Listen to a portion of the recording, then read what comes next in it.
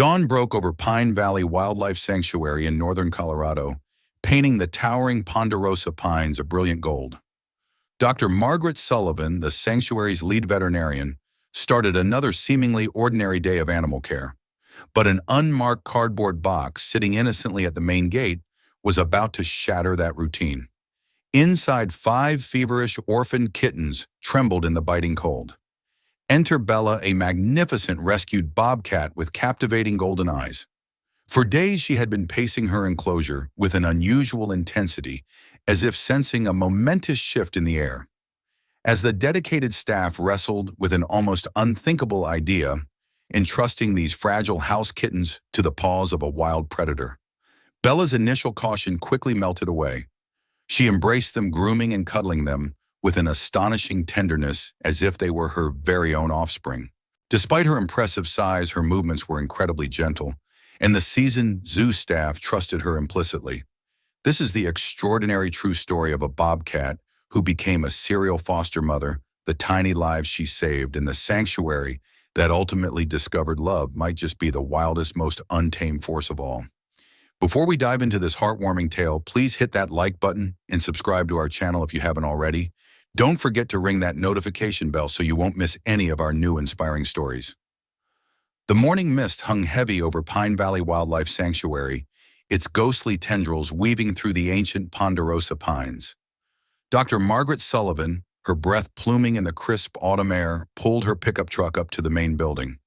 She had dedicated 2 decades to running this vital haven, yet some mornings the sheer weight of responsibility still took her breath away. "Morning, Doc," called out Jake Martinez, the sanctuary's headkeeper from the Bobcat enclosure. Bella's been pacing since dawn. Something's got her attention. Margaret frowned. Bella, their magnificent rescued bobcat, had always been a unique soul. Discovered 5 years prior as a minuscule cub on a grim shut-down fur farm, she had arrived at Pine Valley clinging to life, half-dead, ravaged by parasites and terrified of every shadow. The first few months had been a perilous dance between life and death. Margaret had painstakingly bottle-fed her, slept beside her enclosure, and slowly, gently coaxed the wild spirit back into those remarkable golden eyes. "Probably just the change in weather," Margaret murmured, though a prickle of unease ran down her spine. She walked over to investigate anyway. Bella sat at the fence line, her tufted ears swiveling, her amber eyes fixated on something far beyond the sanctuary grounds. That afternoon, the course of everything at Pine Valley irrevocably changed. The cardboard box materialized at the sanctuary gate, a silent, damning accusation. No note, no explanation, just 5 minuscule lives mewling desperately in the biting cold. Emily Chen, Margaret's dedicated assistant, discovered them during her routine rounds. "Doc, we've got a situation." Emily's voice crackled with urgency over the radio. Margaret's heart plummeted as she peered into the box. 5 tiny kittens, perhaps 4 weeks old, huddled together for a meager shared warmth. 2 orange tabbies, 2 gray, and 1 striking black kitten with pristine white paws. Their eyes were crusty, their noses running, and they were dangerously, heartbreakingly thin. "Get them to the clinic now," Margaret ordered, her professional demeanor barely masking the surge of fury at the unknown individual who had so cruelly abandoned these helpless babies. In the sterile warmth of the veterinary clinic, Margaret and Emily worked tirelessly to stabilize the fragile kittens. IV fluids battled their severe dehydration, antibiotics combated their upper respiratory infections, and they carefully syringe-fed them a specialized kitten formula. The little black kitten with white paws, whom Emily had already affectionately named Boots, was the weakest among them. His temperature's dropping, Emily whispered, worry deeply etched onto her young face. Margaret swiftly grabbed heating pads, fashioning a makeshift incubator. "Come on, little one," she whispered, her voice thick with emotion, gently rubbing the kitten's tiny chest to stimulate his breathing. For 3 agonizing days and nights, they waged a relentless battle for those 5 precious lives. The dedicated sanctuary staff worked in rotating shifts, feeding the kittens every 2 hours, administering medications, and providing the constant, vigilant care that abandoned newborns so desperately require. Margaret herself barely left the clinic, catching brief cat naps on the worn leather couch between feedings. It was Jake who, during a bleary-eyed, 3:00 a.m. feeding session first articulated the unthinkable. You know, he began, Bella's been acting really strange lately. Ever since we moved those bear cubs to the larger sanctuary last month, she seems lonely. Margaret looked up a spoonful of formula poised for the gray kitten she was nurturing. Max and Toby, two orphaned black bear cubs, had by complete accident become Bella's very first foster children. What had started as a temporary housing solution had blossomed into something truly extraordinary. Bella had groomed them, playfully wrestled with them, and even shared her food. The cubs had absolutely thrived under her unconventional care until they grew too large and needed to be relocated to a more suitable habitat. "Jake, these are domestic kittens," Margaret countered, her voice laced with incredulity. "Bella's a wild bobcat who was raised by humans," Jake countered, undeterred. "Who lived with Rocky the raccoon for 2 years and who mothered bear cubs." "She's not exactly typical, Margaret." Margaret slowly set down the now satisfied kitten. The idea was quite frankly insane. Bobcats were solitary, formidable predators. Even hand-raised, they inherently retained their powerful wild instincts. But then again, nothing about Bella had ever adhered to typical expectations. "The kittens need constant care," Emily added softly, her voice weary. "We're all exhausted. And Bella, you've seen how gentle she is. Against every established protocol, every shred of conventional wisdom." Margaret found herself cautiously considering it. She thought about Bella's unique and poignant history, rescued from a horrific past, raised with profound love, somehow maintaining a perfect, delicate balance between her wild nature and her inherent gentleness. She remembered Rocky, the mischievous raccoon, who had been Bella's inseparable companion until his death the previous year. The two had been utterly devoted, grooming each other, sharing meals, undeniably proving that nature's rigid rules weren't always absolute. "We'd have to do it very carefully," Margaret heard herself saying the words, feeling foreign on her tongue. "Extremely carefully." The introduction began with scent. Margaret carefully rubbed towels on the kittens, then placed them inside Bella's spacious enclosure. The bobcat's reaction was immediate and intensely moving. She sniffed the towels with rapt attention, then began to vocalize, a sound none of them had ever heard before. It was somewhere between her usual chirps and a deeper rumbling purr. That's a maternal call," Jake whispered, awe evident in his voice. Next came visual contact. Margaret held the strongest kitten, one of the vibrant orange tabbies, where Bella could clearly see, but not yet reach him. The bobcat pressed herself against the fence, her entire body quivering with undeniable interest, emitting soft, encouraging sounds. "I can't believe this," Emily breathed, tears welling in her eyes. The first cautious physical introduction happened a week later. Margaret selected the strongest kitten, the same orange tabby they had named Rusty. With Jake standing by safety equipment at the ready, though they all prayed it wouldn't be needed, Margaret gently placed Rusty inside Bella's enclosure and slowly stepped back. What unfolded next would be forever seared into Margaret's memory. Bella approached slowly, her powerful movements incredibly careful and deliberate. She sniffed the tiny kitten, who mewed pitifully.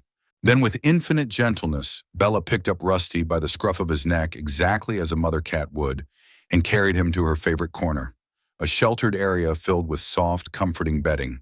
She immediately began to groom him. Within a single hour, all 5 kittens were nestled safely within Bella's enclosure, pressed against her warm, comforting fur. Nursing instinctively, even though Bella had no milk of her own, the magnificent bobcat curled protectively around them, her purr a constant low rumble that seemed to vibrate through the very ground. "She's adopting them," Margaret said, tears streaming freely down her face. "She's actually adopting them." The weeks that followed were nothing short of miraculous. Bella became the most devoted mother any of them had ever witnessed. She groomed each kitten meticulously, carried them gently when their adventurous spirits led them too far afield, and even earnestly attempted to teach them to hunt, using toy mice the staff thoughtfully provided.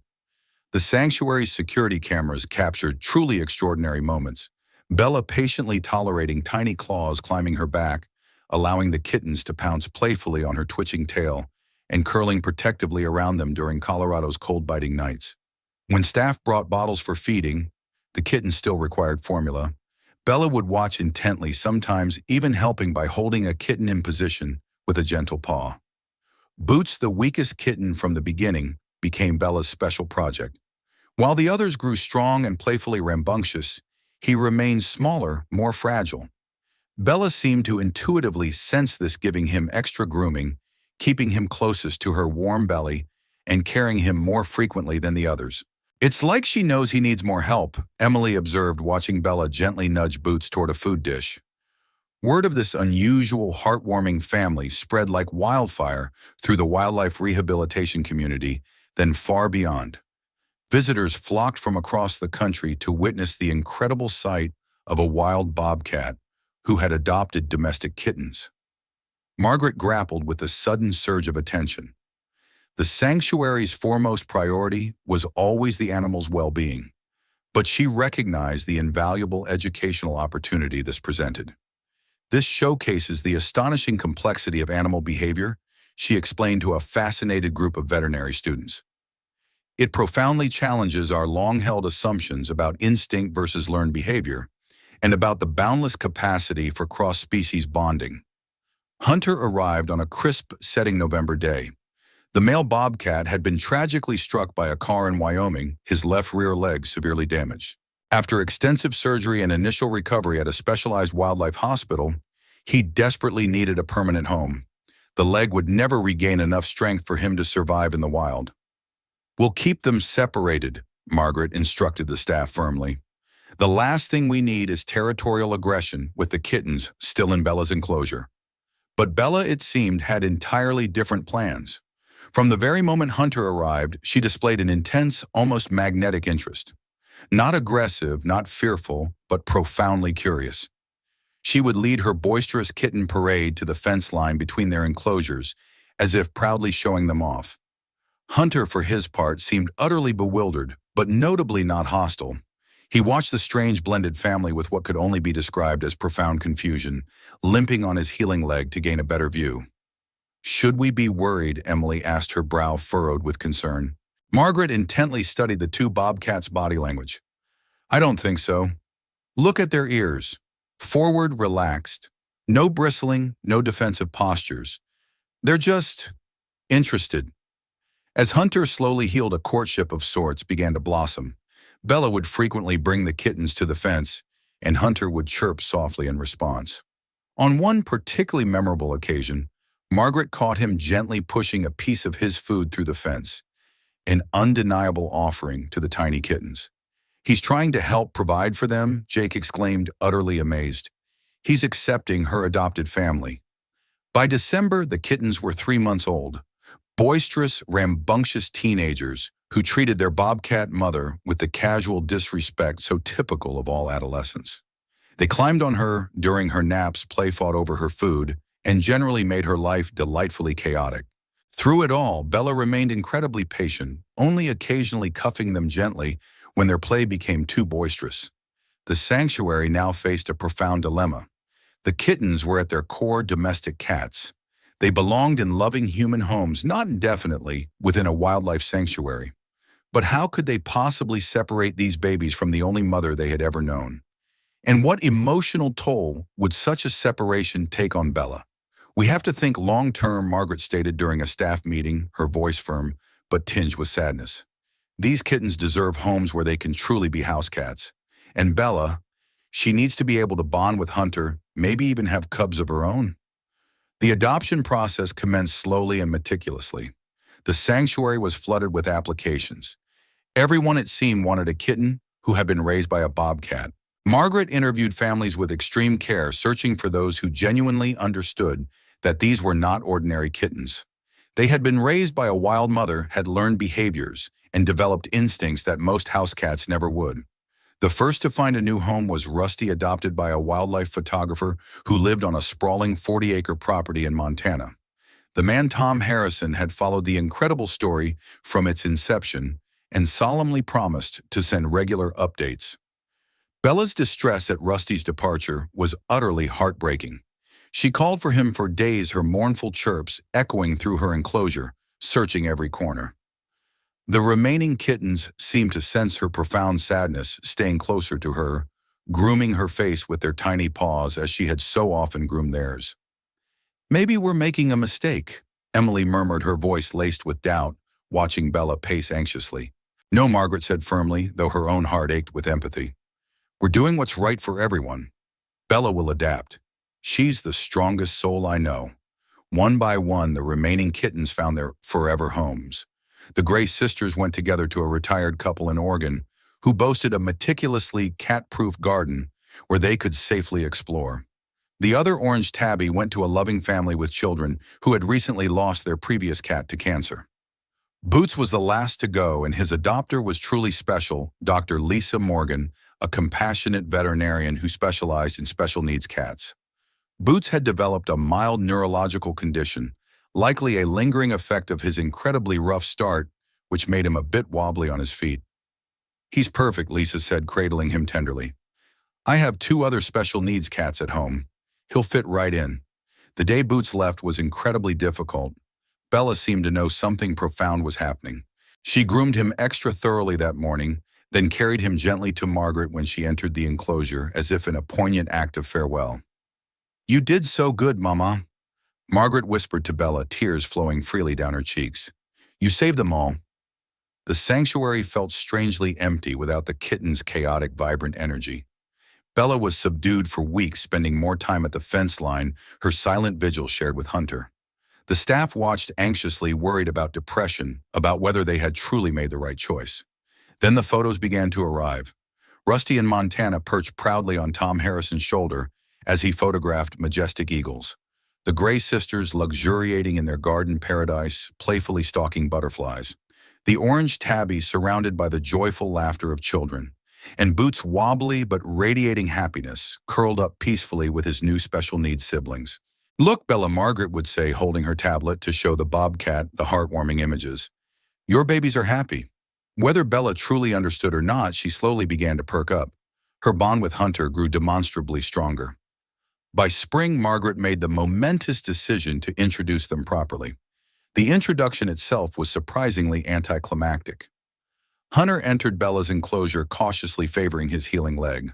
Bella approached, sniffed him gently, then began grooming his face with tender licks. Within minutes, they were curled up together in her favorite corner, the very same spot where she had so lovingly raised the kittens. Do you think she'll be a good mother to her own cubs? Emily asked, a note of wonder in her voice. Are you kidding? Margaret laughed, a joyous sound. She's already proven she's the best mother in the world. Biology has absolutely nothing to do with it. That summer, 2 orphaned forest cat kittens arrived at the sanctuary. These were true wildcats, not domestics, older, fiercer, hissing and spitting at everything and everyone. Want to see if Bella's magic works twice? Jake suggested, a playful glint in his eye. This time the introduction was rockier. The forest kittens were genuinely wild, distrusting of every single thing. But Bella, as always, was endlessly patient. She sat near their temporary enclosure for hours, purring, slowly blinking, speaking to them in the universal language of feline comfort. It took 2 full weeks, but eventually the larger forest kitten crept close enough to sniff Bella through the fence. Whatever he smelled, perhaps the lingering scent of the domestic kittens, perhaps simply Bella's unique, undeniable maternal presence, it changed something within him. When Margaret finally introduced them, the forest kittens were wary, but crucially not aggressive. Bella didn't attempt to pick them up as she had the tiny domestics. Instead, she simply existed near them, a calm, reassuring presence. Slowly, tentatively, they began following her, learning from her, accepting her quiet protection. She's not just a foster mother, Tom Harrison, the wildlife photographer, remarked when he visited with Rusty, who remembered Bella and affectionately rubbed against her through the fence. She's a bridge between worlds, wild and domestic, predator and nurturer.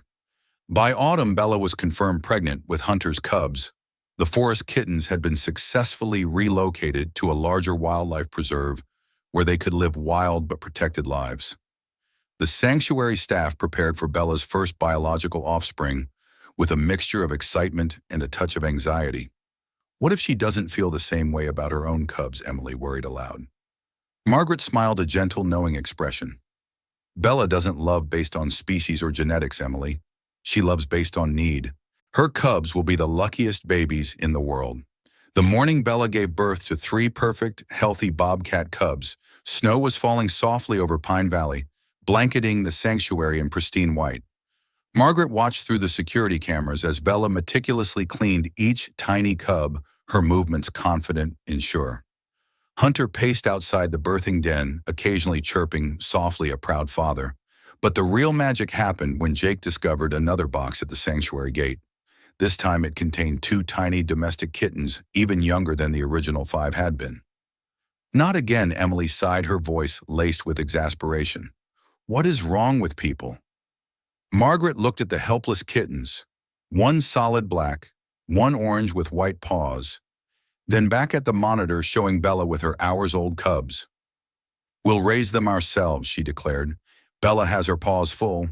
But Bella, it seemed, had other ideas entirely. When she emerged from the den later that day, she immediately scented the air, her ears swiveling intently toward the clinic. She emitted that same profound maternal sound they had heard with the first kittens. No way, Jake said, astonished. She can't know they're here. But mothers know. Somehow they always know. After much debate and careful consideration for the safety of her own precious cubs, Margaret brought the new kittens for Bella to see through the fence. The bobcat's reaction was immediate and undeniable. She chirped and purred with intense longing, then disappeared into her den, only to emerge moments later, with one of her own tiny cubs, as if to say, "See, I have babies too, and there's always room for more." In the end, they reached a compassionate compromise. The new kittens were raised in the clinic, but brought for daily visits with Bella, who diligently groomed them through the fence and purred to them constantly. Her own bobcat cubs grew strong and wild, but with a remarkable tolerance for small, helpless things that was highly unusual in their species. She's changed the very definition of family, Margaret told a documentary crew that had come to film Bella's incredible story. She's shown us that love doesn't recognize the artificial boundaries we often try to impose on nature. The crew captured truly extraordinary footage, Bella patiently teaching her own cubs to hunt, while the two domestic kittens watched intently through the fence. Hunter affectionately babysitting all the young ones while Bella ate. The strange, beautiful blended family that utterly challenged everything people thought they knew about wild animals. Dr. Lisa Morgan sent regular heartwarming updates about Boots, who had become something of a celebrity in his own right.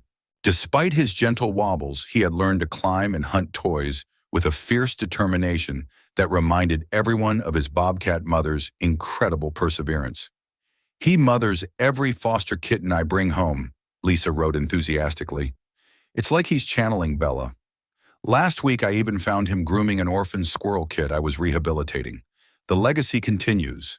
As winter deepened over Pine Valley, Margaret stood at Bella's enclosure, watching the magnificent bobcat family.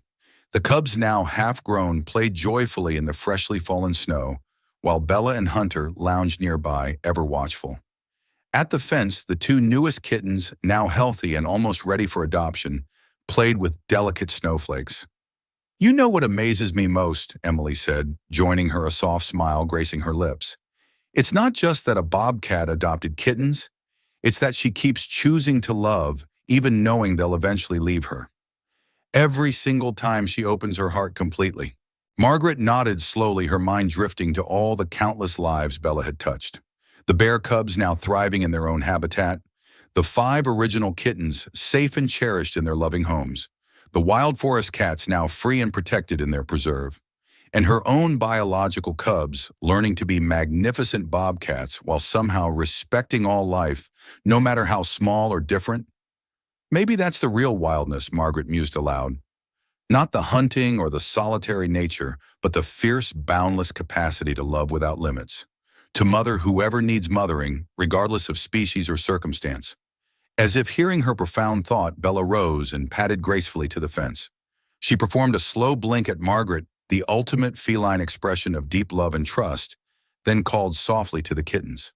They scrambled eagerly to press against the fence, their tiny paws reaching through to touch the massive, comforting paw Bella placed there. In that singular, breathtaking moment, Margaret understood with crystal clarity, Bella wasn't just a serial foster mother. She was living, breathing proof that love evolves, adapts, and transcends every single boundary we try to place upon it. She was wild in the truest sense, untamed by conventional expectations, completely free to love, as broadly and as deeply as her great compassionate heart demanded. The sanctuary phone rang its chime, a familiar call. Another orphaned creature needing help, no doubt. Margaret smiled, her gaze fixed on Bella, gently touching noses with the kittens through the fence. Pine Valley Wildlife Sanctuary, she answered, her voice imbued with renewed purpose. Yes, we specialize in the impossible. Bring them in. Because if Bella had taught them anything, it was that impossible was just another word for opportunity. And love. Love was truly the wildest force of all. The snow continued to fall, blanketing the sanctuary in pristine white. But inside the enclosures warmed by fur and profound love, and the unbreakable bonds of chosen family life, thrived in all its magnificent boundary-breaking glory. Bella's legacy wasn't just the countless lives she'd saved. It was the undeniable truth she had proven family isn't about species or blood. It's about showing up again and again, with your whole heart open and your paws ready to hold whoever needs holding. In the end, that's the wildest thing of all. Valuable lesson for the audience. This remarkable story of Bella the Bobcat teaches us that love knows no boundaries. It challenges our preconceived notions about family instinct and the wildness of nature. It reminds us that compassion and nurturing can emerge from the most unexpected places, proving that empathy and connection can transcend species, challenging our assumptions about what is natural or normal. This story underscores the incredible capacity for kindness and unconditional love that exists within the animal kingdom, serving as a powerful lesson for humanity. What are your thoughts on Bella's extraordinary journey? Share your comments below.